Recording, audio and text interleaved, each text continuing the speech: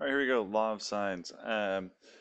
So this first box up here, I'm walking through what the law of sines is, and please go watch that video if in case you didn't yet. The one that's linked to Khan Academy, and it walks through and proves this, and that's going to be really important for our understanding. So if you haven't watched that video, don't skip it just because that first box is not much to do there. Having that understanding is going to be extremely important. So, sine of A, so on and so forth. It will be, yeah. Make sure you watch that video, and we know, and from watching that video, you know that, or just seeing that proportion, know that that the side of A divided by sine of A is equal to the side B divided by sine of B, and the side C divided by, oops, divided by sine C. But one more time, really do go watch those videos, or that one video. That proof's going to be really important for your understanding. So here's our first problem, assuming that you have watched that first video. So a civil engineer wants to determine the distances from points A and B to an inaccessible point C as shown. So C's kind of here in the middle of the water. He can't walk out to it, can't use any of the measuring tools that he has. And so from direct measurement, the engineer knows that AB is 25 meters, so that's our C side right here, 25 meters equals 20. Let's just rewrite it. Is 25 meters. Angle A is 110 degrees. This angle in here. Angle B is 20, and so these are all measurements he can make because they're on the ground. 20 degrees. And I want to find the length of AC, so that's going to be our side length B over here, and BC, that's going to be our side length A. They're named for being opposite of whatever angle they are. So angle A is opposite side A, angle B is opposite side B, and angle C out in the water is opposite side C. So knowing all that, we can set up our ratios, our proportions. So we've got that, knowing that sine of A divided by A, so on and so forth.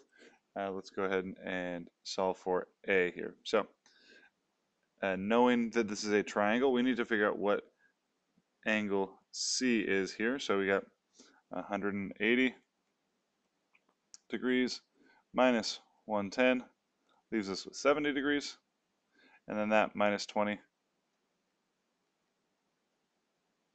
gives us 50 degrees. So C is 50 degrees.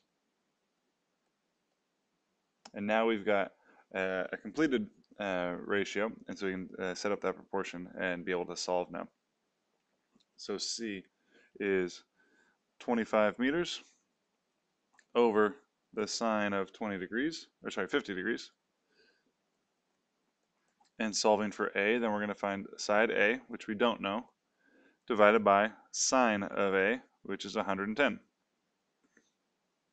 And let me pull up the calculator just a second here.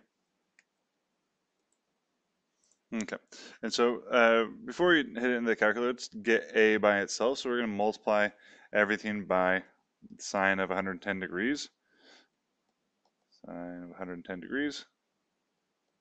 And sine of 110 degrees. And we end up with 25 times the sine of 110 degrees divided by the sine of 50 degrees equals A. And we can hit that all into your calculator. Don't round each individual piece. Let's get it all in there and get as close as we can. So I'm going to put parentheses around my numerator here just for clarity. So we've got 25 times the sine. Actually, let's make sure we're in degrees.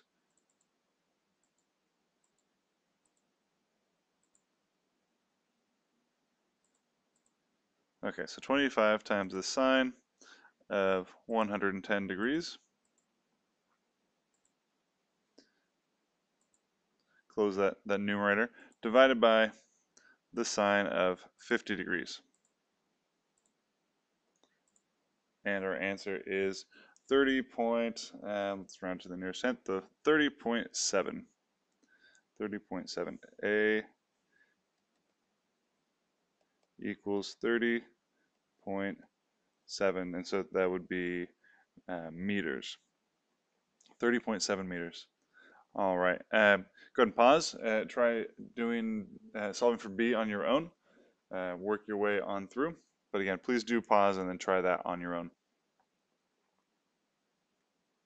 All right. So hoping you've tried setting that up, and you could either set it up as a relationship with B and C, or now that we know A, you could also solve it for A as well.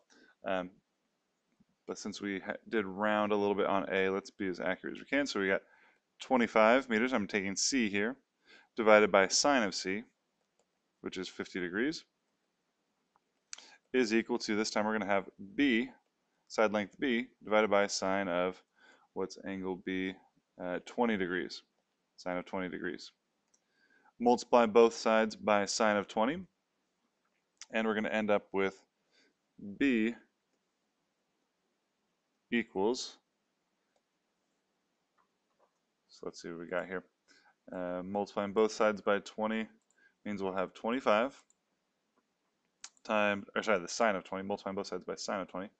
25 times the sine of 20 degrees, so there's our numerator, divided by the sine of 50 degrees, and we end up with 11.1. 11.1 meters. All right. Hope that, sorry, 11.2. Should have rounded that a little bit differently. Hope that helps.